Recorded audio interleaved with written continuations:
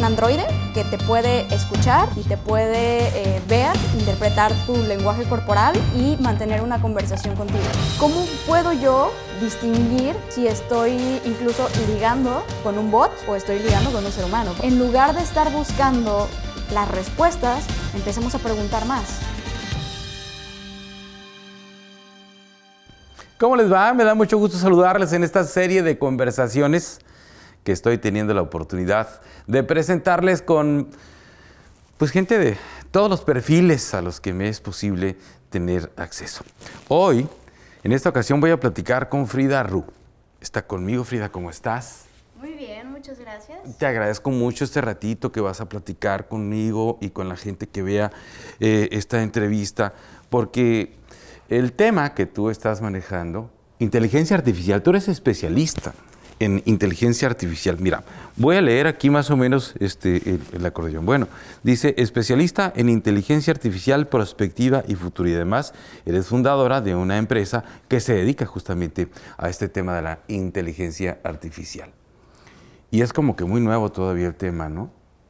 Nuevo en el sentido de que se ha hecho más democratizable. Sin embargo, es un tema que viene desde hace casi un siglo apareciendo. A ver, empecemos por lo básico. ¿Qué es la inteligencia artificial? La inteligencia artificial, por definición, es la capacidad de una computadora o una serie de algoritmos de replicar capacidades cognitivas de los seres humanos a través de procesos. O sea, que un algoritmo pueda, no sé, identificar objetos, identificar personas, rostros. Por ejemplo, también la capacidad de que pueda entender el lenguaje natural, es decir, lo que tú y yo estamos platicando, de que pueda hacer pronósticos, de que pueda entender patrones de comportamiento. Por ejemplo, si yo te digo, oye, tengo un animalito que se mueve en 4 patas, es peludito, ladra, tú sabes que es un perro, pero ese perro puede a lo mejor de repente no tener una pata. Sí. Y tú sigues sabiendo que es un perro. Así es. Entonces es cómo le enseño esas cosas a la máquina para que pueda crear generalizaciones. Y no solo se queda a nivel de identificar un perro, sino también cómo yo sé que alguien me está saludando, alguien me puede decir, hola, ¿qué onda? ¿Cómo estás? ¡Hey! Todas esas cosas son patrones de comportamiento que les enseñamos a las máquinas para que puedan aprender a entendernos y a comunicarse con nosotros. Es decir, replican esas habilidades cognitivas que nosotros damos por sentado, que ya estamos tan acostumbrados en nuestro día a día que hay veces que ni siquiera vemos que somos seres muy complejos, que somos seres inteligentes y que podemos llevar a cabo estas habilidades. ¿Qué tan avanzada está en este momento la inteligencia artificial? Ese es un tema interesante, porque para eso necesitaríamos ver sobre qué estamos midiendo, ¿no? Hay diferentes formas de medirlo en el tiempo, que es, por ejemplo, se estima que dentro de unos 5 años lleguemos a tener inteligencias artificiales generales. ¿Qué es una inteligencia artificial general? Es aquella que tiene la capacidad de tener modelos de visión, es decir, reconoce visualmente objetos, imágenes y demás.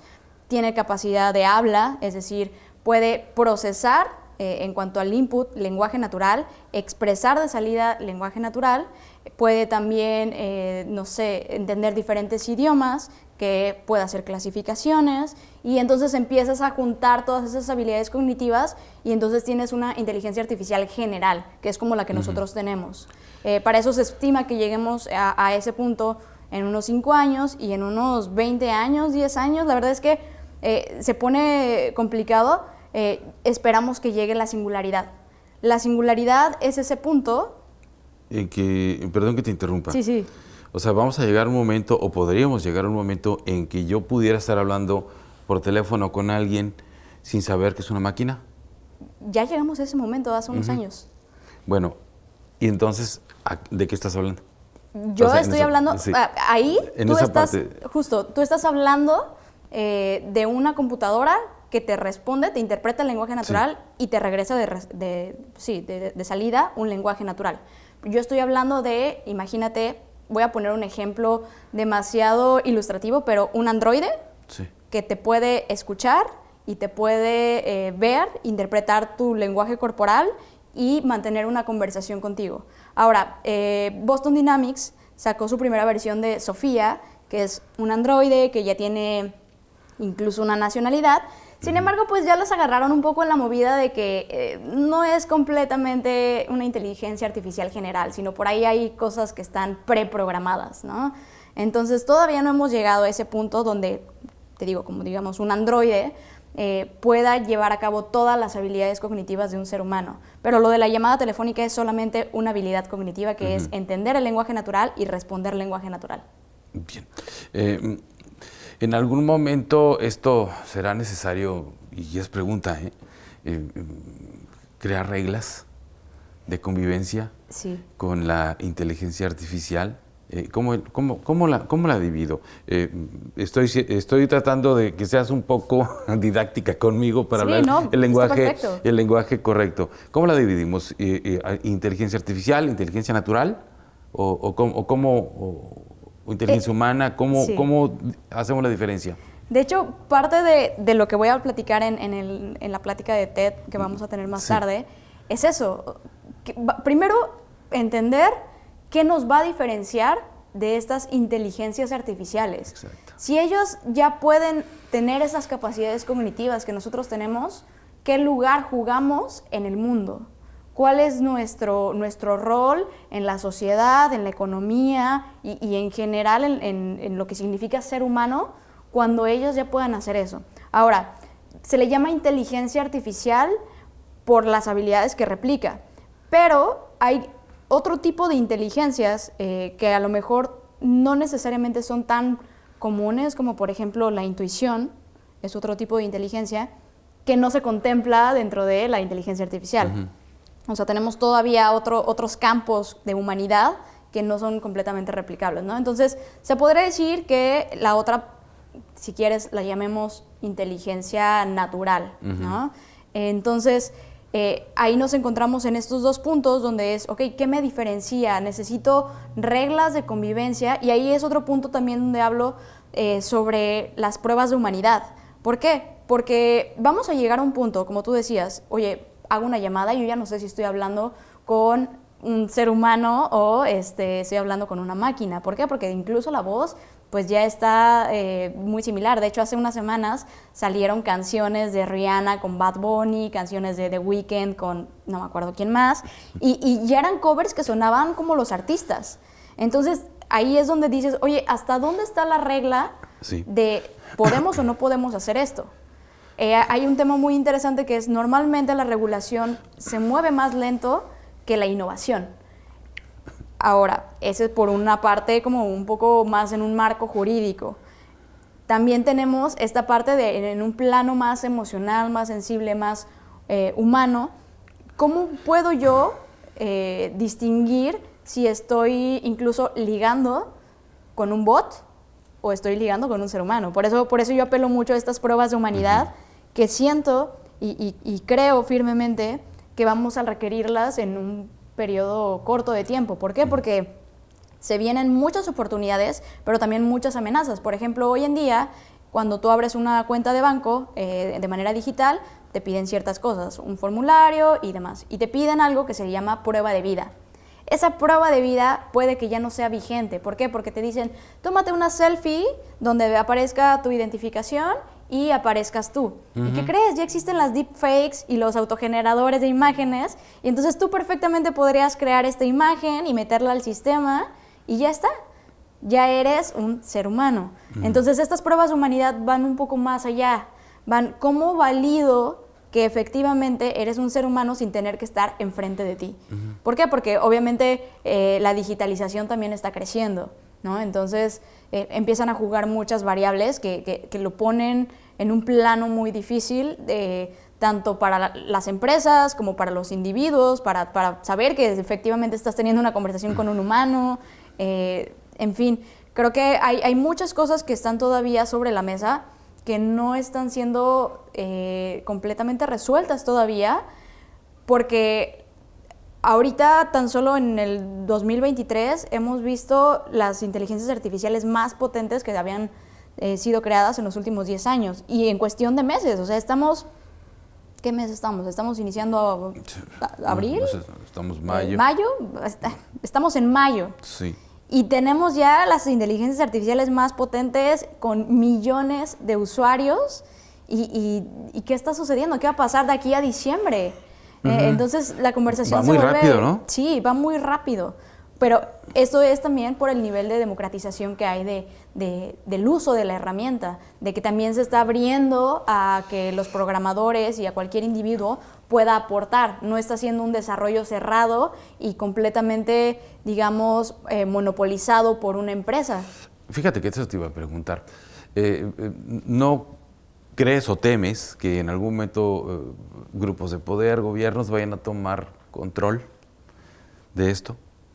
Porque es así, mira, ya estamos aquí sentados, me estás contando de un montón de cosas que están sucediendo en este momento y que prácticamente cualquier persona que tenga un talento, una habilidad similar a la tuya, puede, y que tenga el equipamiento necesario, lo puede hacer.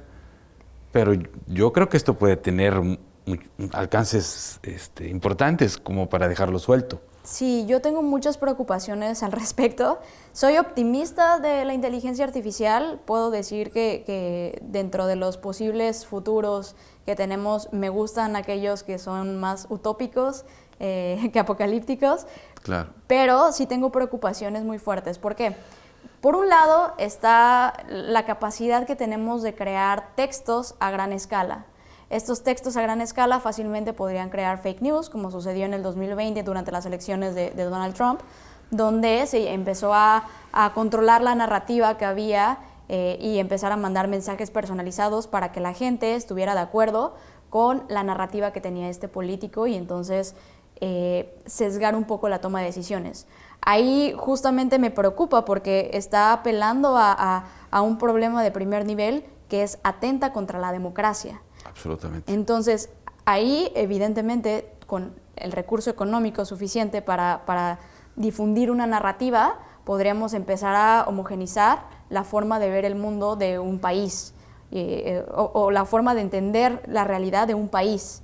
O si queremos irnos más grandes, ahorita que estamos con ChatGPT, podríamos pensar que ellos pueden estar predicando una narrativa que si la asignamos a sus creadores, pues son europeos, ¿no? Que tienen una visión del mundo muy establecida por los propios sesgos que ellos tienen. Ellos escogieron con qué datos alimentar al algoritmo. Ellos decidieron qué omitir, qué promover. Ellos un poco también a ciegas, porque mucho lo toma el algoritmo y tiene que ver qué tanta frecuencia hay en que se produzcan noticias, por ejemplo, o artículos sobre un tema, va a tomar lo que es más frecuente y lo va a tomar como la verdad, pero no porque sea lo más frecuente significa necesariamente que es la verdad, ¿no? Entonces, digo, ahí entramos a muchos temas de el pensamiento crítico.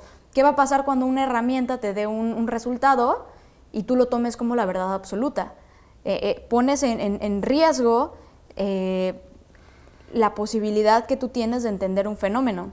Entonces ahí entra en juego tengo que tener pensamiento crítico para no creerle a todo lo que me diga esta herramienta. ¿Por qué? Porque tengo que entender que detrás hay un grupo de creadores que evidentemente sigue siendo, por más que queramos quitarle la connotación política que puede llegar a tener la tecnología, sigue siendo político. Sigue siendo político porque en aras del bien común se crea esta herramienta, claro, pero pues tiene una visión, ¿no? Y tiene una opinión y tiene una perspectiva. Entonces, algo que también me gusta pensar es que existe el libre mercado y al existir el libre mercado, pues tenemos también otros grandes compitiendo en crear sus propios modelos de lenguaje y entonces va a salir un Microsoft, va a salir un Amazon, va a salir un Google con su propia herramienta, donde pues ellos también tratan de expresar su visión del mundo a través de esos modelos, ¿no? Pero creo que eso no debería de ser nuestra bandera o nuestro faro guía de lo que es la verdad. Debería de ser simplemente un acercamiento a la información y que nosotros a través de cómo tenemos esa información y cómo empezamos a consolidarla y empezamos a nutrirla con otras fuentes de información, nos hagamos nuestra propia idea de lo que es verdad, ¿no? Pero eso es un problema difícil porque de raíz no es como que, incluso ahí me meto también en otro tema que es la educación. En la educación no es como que fomenten mucho el pensamiento crítico, No, ¿sabes? es todo lo contrario. Exacto. Mira, en principio la educación, un punto, la historia la escriben los que ganan. Claro. Sí, los ganadores. Entonces, desde ahí ya lleva un sesgo, ¿sí? El control de las cosas, al final de cuentas, lo tienen los grupos de poder, y esos grupos de poder son los que tienen la capacidad de legislar, de hacer leyes, de determinar si controlan o no controlan cierta actividad, dependiendo de la utilidad que le vean. Entonces, ese temor que tú tienes, que yo lo estoy viendo en cuanto te estoy escuchando, pues alguien va a legislar en algún momento, alguien le va a ver una utilidad. Al final de cuentas, esa inteligencia artificial va a ser alimentada con alguien, o puede ser alimentada por alguien que tiene una ideología, ¿sí? Y que tiene un interés determinado.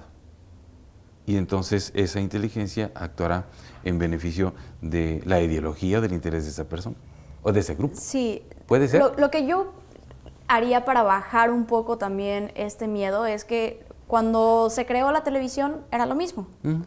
Tenías 3 canales, a lo mucho, y esos 3 canales tenían una narrativa diferente. Y ellos llevaban la conversación y tenían una agenda clara sobre cuáles eran los intereses que había de por medio. Es muy similar. Creo que al final el mundo no ha cambiado lo suficiente en cuanto a qué tipo de intereses tenemos. Lo que cambian son los canales a través, o los artefactos a través de los cuales lo comunicamos. Entonces, eso para bajar un poco el miedo de ¿qué va a pasar? La paranoia, sí. ¿No? O sea, siguen siendo los mismos problemas, pero reflejados en otros artefactos, ¿no? Entonces, lo que yo creo que sí debe de suceder y que nos hemos tardado incluso desde la creación del radio y la televisión es cambiar los modelos educativos. Nosotros estamos viviendo con el mismo modelo educativo que salió después de la Revolución Industrial. Ahí se medían habilidades de memorización. Hoy en día esa no es una habilidad que te resuelva la vida, ¿no? Hoy en día necesitamos otras habilidades para existir, para trabajar, para convivir, y creo que ya es momento de que reformemos esos modelos. Una de mis propuestas o de mis apuestas es, en lugar de estar buscando las respuestas, empecemos a preguntar más. Empecemos a hacer preguntas más enfocadas a qué sucede, cómo se interpreta, qué va a pasar, cómo afecta, cómo impacta, para qué me sirve. ¿Por qué? Porque todas las respuestas las tiene esta gran biblioteca que llamamos Internet, o estas herramientas a las cuales podemos acceder más fácilmente. Entonces necesitamos aprender a hacer mejores preguntas con propósito, que nos lleven hacia el pensamiento crítico. Yo siento que el pensamiento crítico tiene que ver más con las preguntas que con las respuestas. Es por eso que digo, necesitamos enseñar que existen narrativas diferentes con intereses diferentes, y que al final tú como ser humano tienes que tomar una decisión, y los seres humanos también somos seres políticos. Sí. Entonces es por eso que es importante que también lo sepamos. ¿Desde dónde crees que se tenga que empezar a hacer eso? ¿Desde el aula, desde la casa, desde las redes, desde el teléfono, todos lados? O sea, yo sé que es una respuesta muy amplia. Sí. No podemos esperar que el gobierno haga toda la chamba, porque, para empezar, ni siquiera está en la agenda pública, ¿no? Eso es una realidad, y hablando del caso específico de México, dudo mucho que pronto esté en la agenda pública. Ya me ganaste una pregunta. Bueno, a ver, te sigo escuchando. Sí. Luego, la educación. Creo que eso sí me llama mucho la atención, porque a raíz de la pandemia hemos empezado a ver modelos diferentes educativos. Es decir, ya la gente no nada más aprende en la escuela. Hoy aprende en TikTok, en YouTube, aprende en cursos en línea, porque también empieza a ser más barato, empieza a encontrarles un valor agregado diferente. Poco a poco las empresas te van pidiendo menos el papelito y más las habilidades. Creo que hay un impulso muy fuerte desde el sector privado por evaluar las habilidades para ejercer un trabajo de manera diferente a la tradicional de, oye, haz un examen y con eso, ¿no? Entonces, creo que por ahí puede haber un impulso grande desde justo la forma en la que aprendemos, también un poco promover que seamos un poco más autodidactas, porque Si le dejamos también a la educación tradicional esta tarea, la educación tradicional hoy en día, para que se pueda cambiar un plan de estudios, toma mínimo 5 años. Y en 5 años ya nos dio la vuelta 3 veces la tecnología, ¿no?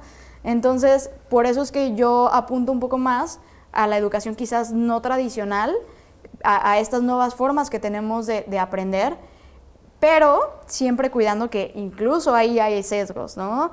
En todo hay sesgos. Y creo que es un poco regresar a nuestras raíces, un poco back to basics, regresar a nuestras interacciones persona a persona para entender que lo que vemos en una pantalla es una burbuja. Es una decisión de mostrarnos contenido que un algoritmo ha decidido para nosotros. Y entonces empezar a hablar un poco más en el mundo real. Yo sé, yo soy introvertida de closet, aunque no parezca. Me cuesta mucho establecer interacciones en el mundo real, porque estoy muy acostumbrada a hacerlo por teléfono, por mail, por videollamada y demás. Pero soy muy consciente que tengo que salirme de esas interacciones para entender que el mundo no es como la pantalla me lo dice. El mundo es ir y cruzarme con la persona de enfrente y platicar sobre cuáles son sus problemas, cuál es su perspectiva, qué es lo que piensa, qué es lo que cree, porque lo que le muestra el algoritmo es completamente diferente a lo que me muestra a mí. Y entonces, a raíz de eso, ahora sí, empezar a tomar decisiones, empezar a tener estas conversaciones en persona, con grupos diversos. Es muy importante que también promovamos la diversidad de pensamiento, diversidad de creencias, diversidad religiosa, diversidad sexual, diversidad de incluso nacionalidad y de todo. ¿Por qué? Porque a través de tener equipos diversos vamos a poder crear estos conflictos, y por conflictos no me refiero a pelear no, sino a crear esos roces que nos van a traer buenos temas de conversación y vamos a poder empezar a guiar qué necesitamos del mundo, qué necesitamos aprender, qué necesitamos ajustar. No solo desde una perspectiva de lo que quiero escuchar, porque el algoritmo me dio esto, sino de lo que realmente está pasando, tener versiones diferentes de la historia, ¿no? Porque si no vamos a seguir perpetuando estos sesgos que de por sí ya traíamos, pero la inteligencia artificial y la tecnología en general replica y escala. Y lo refuerza. Exacto. Frida, ¿qué edad tienes? Acabo de cumplir hace unos días 28. 28 años. Bien.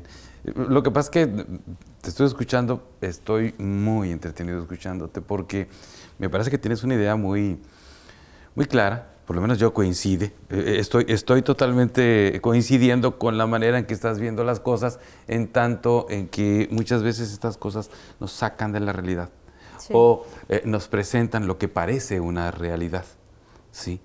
Y nos sacan de el cara a cara, ¿no? Sí. Que es el mundo real. 28. No estás muy joven. A ver, ¿cómo es que te metiste a este tema? ¿En qué momento te interesó? ¿En qué momento dijiste esto es lo mío? Sí. Pues mira, yo desde siempre he sido súper ñoña. Me ha encantado meterme y leer de todo un poco.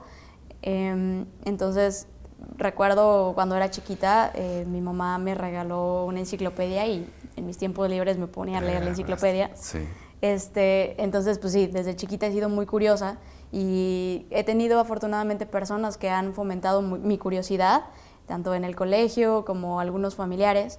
Hace ratito platicaba con alguien más y me decía, oye, pero ¿tú de dónde vienes? O sea, porque normalmente cuando me preguntan sobre mi educación empiezan desde la universidad, ¿no? Uh-huh. Y yo estudié en una universidad privada y demás, y desde ahí sacan una etiqueta, ¿no? Pero la verdad es que yo nací en Iztapalapa, o sea, de Iztapalapa para el mundo, como diría, ¿no? Donde pues, digo, cualquiera que abra las noticias y busque el término Iztapalapa sabe cómo es el contexto, ¿no? Eso me ha ayudado a tener también una perspectiva diferente de las cosas, ver muchas caras de la moneda, entender otras cosas viviéndolas en carne propia, más allá que solamente leyendo al respecto. Y afortunadamente en algún punto de mi vida, gracias a la curiosidad, a ser tan ñoña, me dieron la oportunidad de estudiar en la Universidad de Anáhuac, donde estudié actuaría. Estuve completamente becada. al 100%, entonces aproveché la oportunidad, estudié actuaría, que son prácticamente son matemáticas, estadística y prueba. Luego hice la licenciatura en finanzas corporativas, aprovechando la beca. Claro. Después, ¿Ya estabas ahí? Sí, claro. Después estudié un diplomado en fintech con pues las primeras generaciones de Fintech México. O sea, me tocó tener charlas con el creador de Bitso, con el creador de Quesky, de Cubo Financiero. Todos los de la primera camada de Fintech fueron mis profesores, compañeros y demás. Y después entré a trabajar a Banco Santander, donde me becaron para estudiar Big Data y Data Science. Y la verdad es que mi jefe en su momento, David Raimundo, él fue como mi mentor y él me metió a este mundo de Machine Learning, Data Science. Digo, yo ya traía las bases matemáticas por la carrera, pero él me mentoreó mucho para aprender a desarrollar modelos. Y pues ahí cayó la pandemia y mientras yo aprendía me di cuenta de que, no había contenido en español sobre el tema.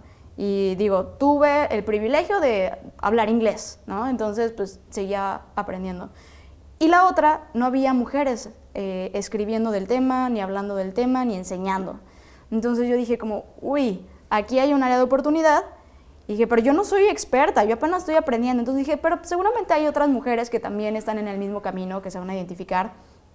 Y empecé justamente con mi podcast, que se llama AI The New Sexy, a explicar temas como yo los entendía, ¿no? Que era de forma muy sencilla. Y empecé a jalar una comunidad muy grande que pues también iba aprendiendo conmigo, y poco a poco fuimos subiendo el nivel de complejidad y empecé a colaborar después en una empresa, en un retailer que se llama Justo, que es un supermercado en línea, colidereando el área de inteligencia artificial para México y Brasil. Entonces llevábamos el desarrollo de los algoritmos, era meternos literalmente a los fierros, desde la creación de bases de datos hasta llevar modelos a producción.